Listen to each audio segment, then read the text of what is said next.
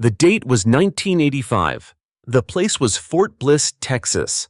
On a flat stretch of Army testing ground, the future of American air defense was about to prove itself in front of the men who controlled its budget. A convoy of officials and members of Congress stood behind a line of barricades. In front of them sat a machine the Army had promised would solve a problem no other system could. A self-propelled gun that could track and destroy an enemy helicopter faster than the helicopter could fire back. Its name was the M247 Sergeant York. Its radar was supposed to be its genius, a system fast enough to lock onto a target moving at over 100 miles an hour, accurate enough to put explosive shells on a helicopter hovering at the tree line. The target drone lifted into the sky. The radar spun. And according to the story that would follow this program for the next 40 years, the turret did not track the drone at all. It turned, quietly and with total confidence, toward a stationary object on the ground, a portable latrine, its exhaust fan spinning in the wind. Nearly $2 billion had been spent to build a weapon that, as the story goes, could not tell the difference between an enemy aircraft and a bathroom fan. Whether that exact moment happened exactly as remembered is still disputed. What is not disputed is what came next: the collapse of one of the most expensive procurement failures in the history of the United States Army. By the late 1970s, the United States Army had a doctrine and a nightmare living side by side. The doctrine was air-land battle, armored columns punching deep into enemy territory, tanks and infantry fighting vehicles moving together as a single, fast-moving fist. The nightmare was the Mi-24 Hind. Soviet doctrine had built entire regiments around helicopters like the Hind, flying gun platforms designed to hunt tank columns from low altitude, firing rockets and cannon rounds into formations before retreating behind the tree line. American planners had watched Warsaw Pact exercises and drawn a simple, uncomfortable conclusion. If war came to Central Europe, U.S. armored divisions would be moving faster than their own air defenses could follow. The systems meant to protect them were already obsolete on paper. The M163 Vulcan was a Gatling gun bolted to a lightly armored chassis, effective only at close range and blind at night. The MIM-72 Chaparral fired heat-seeking missiles adapted from a Sidewinder design, useful against a jet exhaust, nearly useless against a hovering helicopter that ran cold and slow. Both systems existed only because something had failed before them. The Army's original answer, the MIM-46 Mauler, had been canceled in 1965 after its own radar and missile guidance proved unworkable. Vulcan and Chaparral were the stopgap. 15 years later, they were still the stopgap. The new M1 Abrams tank could move at speeds neither system could sustain. The M2 Bradley was entering service built for exactly the kind of high-tempo, deep-penetration warfare the Hind was designed to punish. A division of that speed and firepower, moving without adequate air cover, was not a theoretical vulnerability. It was a mathematical one. The Army needed a system that could keep pace with the tanks, track a fast-moving helicopter in real time, and put rounds on target before that helicopter could fire and disappear. It needed radar-guided guns, not heat-seeking missiles that could be defeated by countermeasures. It needed something built quickly, because the Soviet buildup was not waiting for a perfect solution. That urgency would shape every decision that followed, and it would prove, in the end, to be the most expensive impatience in the history of American air defense procurement. In 1977, the Army formalized its requirement under a name that sounded more like an engineering memo than a weapons program: the Advanced Radar-Directed Gun Air Defense System. It was quickly shortened to a name that would stick: DIVAD, Division Air Defense. The concept was straightforward. Take a proven tank chassis, mount a new turret with radar-guided autocannons, and field a vehicle that could ride alongside the Abrams and Bradley into combat. What made the program attractive to the Pentagon was not just the concept, it was the promise of speed. Rather than design a weapon system from scratch, contractors were encouraged to build using existing, off-the-shelf components: proven radars, proven guns, proven chassis. On paper, this meant lower risk, lower cost, and a faster path to the battlefield. In practice, it meant the Army was betting an entire air defense program on the assumption that borrowed parts would work as well together as they had worked apart. Two contractors answered the call: General Dynamics proposed a turret built around twin 35mm Oerlikon cannons, a system with a strong pedigree in Swiss air defense design. Ford Aerospace, the defense and electronics division of the automaker, proposed something different. Twin 40mm Bofors, L-70 guns, radar borrowed in principle from fighter aircraft, mounted on the hull of an M48 Patton tank, a design already 20 years old. Both companies built prototypes. Both were tested, and in May of 1981, the Army made its choice. Ford Aerospace had won the competition, and with it, a fixed-price development and initial production contract worth just under $7 billion. The vehicle was given an official name that carried the weight of American military legend, Sergeant York, in honor of Alvin York, the most decorated American soldier of the First World War. The Army's ambitions were not modest. Internal planning called for a fleet of 618 vehicles, enough to place air defense coverage inside every armored division the United States could field in Europe. A World War I hero's name had been placed on a machine meant to defend against a Cold War threat that had never yet been tested in real combat. The contract was signed. The clock was running. And underneath the confidence of that announcement, the compromises that had made the program fast and affordable were already beginning to define what kind of machine Sergeant York would actually become. To understand what went wrong with the M247 Sergeant York, it helps to understand what it was actually made of, because very little of it was new. The hull was a Patton. Specifically, the chassis and running gear of the M48, a main battle tank that had entered service in the early 1950s and had already been surpassed twice over by the M60 and the M1 Abrams. Choosing it was not a mistake in isolation. It was cheap, plentiful, and mechanically well understood. But it meant that from the ground up, Sergeant York was being built on a foundation designed for a different war. The radar was the program's proudest claim and its deepest liability. Ford's system was derived in principle from fighter aircraft radar technology, fast scanning, designed to track aerial targets moving at speed. What worked inside the nose cone of an F-16, flying above the clutter of the Earth, was a very different engineering problem when mounted low to the ground, staring across a battlefield full of trees, buildings, vehicles, and terrain that scattered radar returns in every direction. An airborne radar rarely has to ask whether the object in front of it is a helicopter or a hillside. A ground-based radar has to answer that question every second it is switched on. Then there were the guns. The twin 40mm Bofors L-70 cannons were a proven design, used by air defense forces around the world for decades. But the specific barrels installed on early production vehicles were not new manufacture. They were pulled from Army stockpiles, reconditioned units that had originally equipped the older M42 Duster, a Vietnam-era anti-aircraft gun that had been retired years earlier. Stored improperly for years, a number of these barrels had developed a slight twist, a warping invisible to the eye, but capable of throwing off the precision the entire fire control system was designed around. None of these choices were reckless in isolation. A borrowed hull, a repurposed radar concept, reconditioned gun barrels. Each decision could be defended on its own terms as a reasonable way to save time and money on a program racing against a perceived Soviet threat. But nobody had fully tested whether these three systems, developed independently for different purposes by different engineering teams, would function as a single coherent weapon. They had built a machine assembled from parts that had each proven themselves before, flying alone, on their own vehicles, solving their own problems. Sergeant York would have to make all three work together in real time against a moving target, or it would fail publicly and expensively. And in the earliest rounds of testing, the cracks in that assumption were already beginning to show. Testing began, and almost immediately, the radar started failing at the one job it had been built for. The problem had a name familiar to every radar engineer: ground clutter. A radar system scanning low across open terrain does not see a clean, empty sky.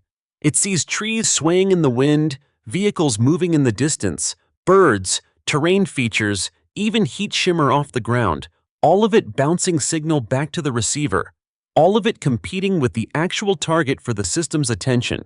Airborne radar, built for Ford's original design lineage, had never needed to solve this problem at this scale. Sergeant York's radar, mounted low and scanning across a cluttered battlefield, struggled to separate a moving helicopter from a stand of trees swaying at the same approximate speed. Then came a problem that should have been caught on a drafting table, not a test range. When the twin 40mm guns elevated to engage a high-angle target, precisely the kind of shot needed against a helicopter popping up from behind cover, the barrels themselves rose into the radar's direct line of sight. The weapon built to shoot down aircraft was, in certain firing positions, physically blinding its own tracking system with its own guns. The reaction time told its own story. Against a helicopter that was not maneuvering, sitting still in a hover, the easiest possible target the system could ever be asked to engage, Sergeant York needed 10 to 11 seconds to acquire, track, and prepare to fire. 10 to 11 seconds is an eternity in air defense.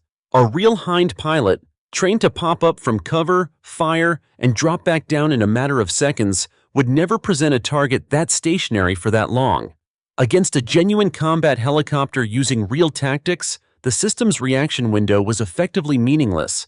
The turret itself compounded the problem. Its traverse, the speed at which the entire gun mount could rotate to follow a target, was too slow to keep pace with a fast-crossing aircraft.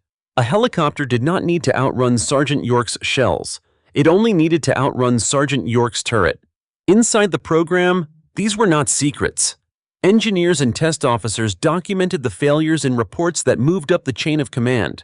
But the Army was under its own pressure. A schedule to keep, a Soviet threat to answer, a budget already committed.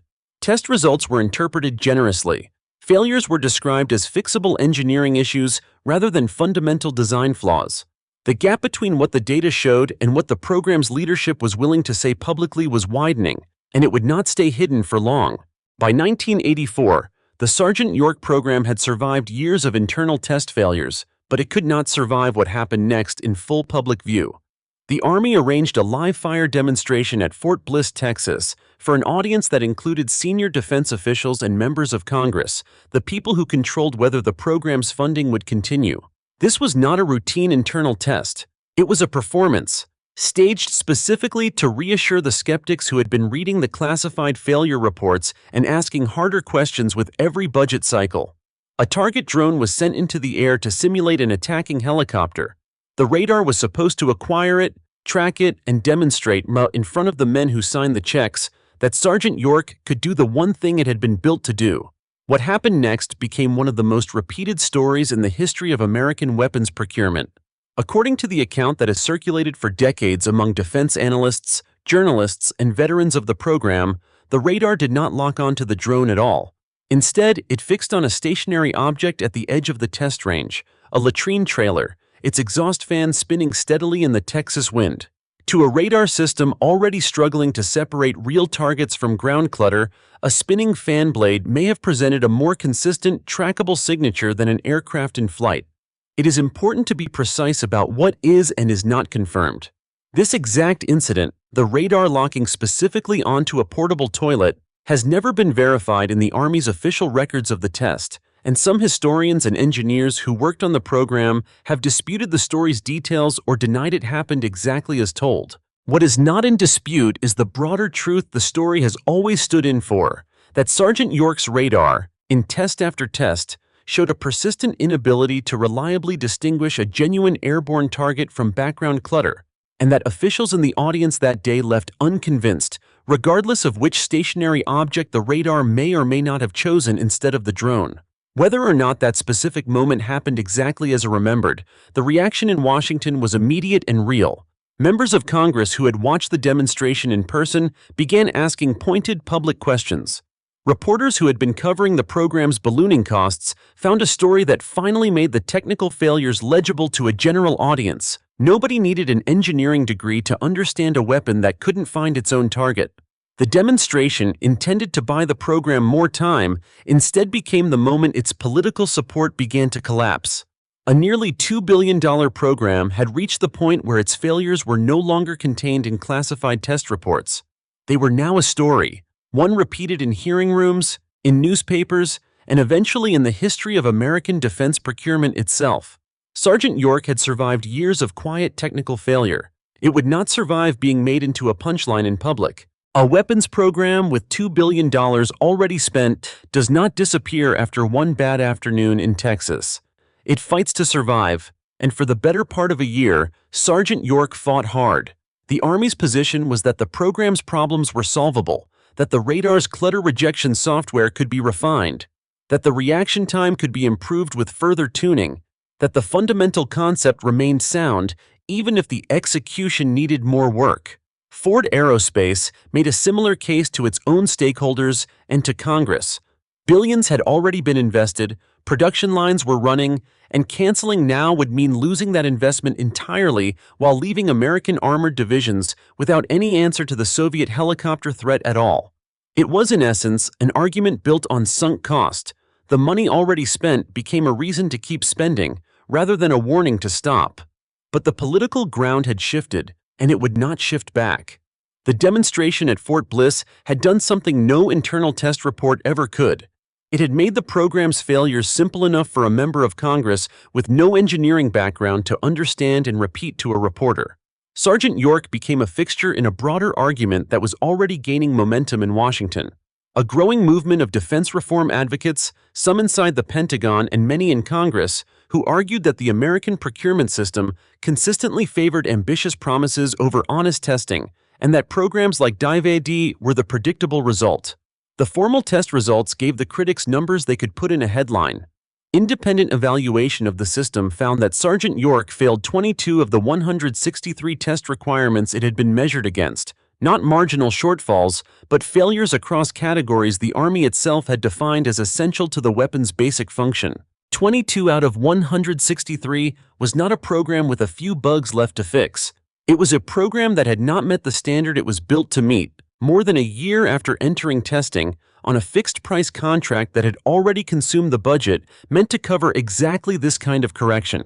Congressional hearings turned increasingly hostile. Senators and representatives who had once accepted Army assurances at face value now demanded independent data, and the Army found itself defending not just a weapon system, but its own credibility as a testing authority. Every new report that emerged made the same case in slightly different language. The fundamental architecture of Sergeant York, the borrowed radar, the reconditioned barrels, the aging chassis, had never been capable of meeting the mission it was designed for, no matter how much additional funding was applied to it. By the time the debate reached its final stage in Washington, the question was no longer whether Sergeant York could be fixed. The question was who would be the one to finally say, on the record, that it could not. The final word belonged to one man, and he had been watching the program's collapse for months. Caspar Weinberger, Secretary of Defense under President Reagan, presided over one of the largest peacetime military buildups in American history. His tenure was defined by expanding, not cutting, the defense budget, which made his eventual decision on Sergeant York carry even more weight. This was not a defense secretary looking for an excuse to trim spending. This was a defense secretary who had built his reputation on funding exactly the kind of programs Dive-AD represented, forced to conclude that this particular one could not be saved. The pressure came from multiple directions at once. Congress, having watched the Fort Bliss demonstration and read the 22 of 163 test results, was no longer willing to authorize continued funding without a clear resolution. The broader defense reform movement, a loose coalition of legislators, retired officers, and Pentagon officials who had spent years arguing that American weapons programs were approved on optimistic promises rather than honest data, held up Sergeant York as their central example. And within the Army itself, officers who would have to deploy the system in an actual war were losing confidence that it could perform the one function that justified its existence, protecting soldiers from an airborne threat faster than that threat could kill them. In August of 1985, Weinberger made the call. The Sergeant York program was terminated. The final numbers told the story in a way no test report could soften. Just under $2 billion had been spent developing and producing a weapon system the Army had originally planned to field in a fleet of 618 vehicles. 50 had actually been built. The gap between those two numbers, 618 promised, 50 delivered, was the clearest possible measurement of how far the program had fallen short of its original ambition. For the defense reform movement, the cancellation was validation. Sergeant York became the case study cited in hearing after hearing, The shorthand example whenever a senator wanted to argue that a weapons program was being pushed forward on political momentum rather than demonstrated capability. For the soldiers who would have relied on it in a European war that, fortunately, never came, the cancellation left a harder question unanswered. If not Sergeant York, then what? Cancellation does not erase a weapon system. It just decides what happens to the machines that already exist, and for most of the 50 Sergeant Yorks that rolled off Ford Aerospace's production line, that fate was almost as unceremonious as the program's ending. The majority were sent to military test ranges, where they served out the rest of their existence as targets, vehicles used to calibrate and validate the very weapon systems that would eventually replace the capability Sergeant York had failed to provide. A machine built to destroy enemy aircraft spent its final years being destroyed itself, absorbing rounds fired by newer systems built from the lessons of its own failure. A small number escaped that end. A handful of M247s survive today in museums and static displays across the country, among them a preserved example at the Sergeant Alvin C. York State Historic Park in Tennessee. A quiet, permanent irony, a machine that never fired a shot in anger, sitting in tribute to the World War I soldier whose name it carried into a very different kind of failure. What the cancellation did not solve was the problem that had started the entire program in the first place. American armored divisions still needed a way to defend themselves against low-flying helicopters and aircraft while keeping pace with the M1 Abrams and M2 Bradley. Sergeant York's failure did not make that threat disappear. It only erased the answer the Army thought it had found. For years afterward, U.S. divisions continued to rely on the aging, limited M163 Vulcan and My M72 Chaparral systems that Sergeant York had been built to replace in the first place. The same stopgap systems judged inadequate a decade earlier, kept in service not because they had improved, but because nothing better had survived the process meant to replace them. The gap in the sky that had justified the entire program in 1977 was still there in 1985. The only thing that had changed was that the Army now had a $2 billion lesson in exactly how not to close it. Every failed weapons program eventually becomes one of two things: a forgotten line item in a defense budget archive, or a lesson that gets taught long after the hardware itself has been scrapped. Sergeant York became the second kind. In the decades since its cancellation, the M247 has become a fixture in military academies, defense acquisition courses, and Pentagon reform discussions, not because of what it was, but because of what it revealed. The program became shorthand for a specific failure mode in weapons development: the temptation to build a system by combining components that had each proven themselves individually, without ever fully testing whether they could function as one coherent whole. A fighter radar, a tank chassis, and reconditioned artillery barrels had each done their jobs before. Nobody had proven they could do the job together, and the Army found that out in front of Congress instead of finding it out in a classified test report where it could have been fixed quietly. The program's collapse also fed directly into a wave of defense acquisition reform that followed through the late 1980s and into the 1990s. Legislative efforts aimed at forcing earlier, more independent testing before a program could receive full production funding, precisely so that another Sergeant York could not consume $2 billion before its fundamental flaws became undeniable in public. The contrast with America's actual adversary made the failure sting even more. The Soviet ZSU-23-4 Shilka, a far simpler radar-guided anti-aircraft system, had entered service more than a decade before Sergeant York was even conceived and remained in active use with Warsaw Pact and Allied forces for decades after. West Germany's Gepard, built on a similar concept to Sergeant York, twin radar-guided autocannons on a tank chassis, succeeded where the American program failed, entering service in the 1970s and remaining in NATO inventories for years. The concept behind Sergeant York was never the problem. The execution was. What the program ultimately proved was not that radar-guided air defense was impossible. It was that a demonstration built to look convincing and a weapon system built to actually function are not the same achievement, and mistaking one for the other is a mistake. Measured not in embarrassment, but in billions of dollars and years of unresolved vulnerability. Sergeant York never fired a shot at an enemy aircraft. It never had the chance. Its entire war was fought on a test range in Texas against a target it was supposed to hit, and somewhere in that failure, In the space between what a weapon appears to do and what it can actually do sits the only lesson the program ever successfully delivered.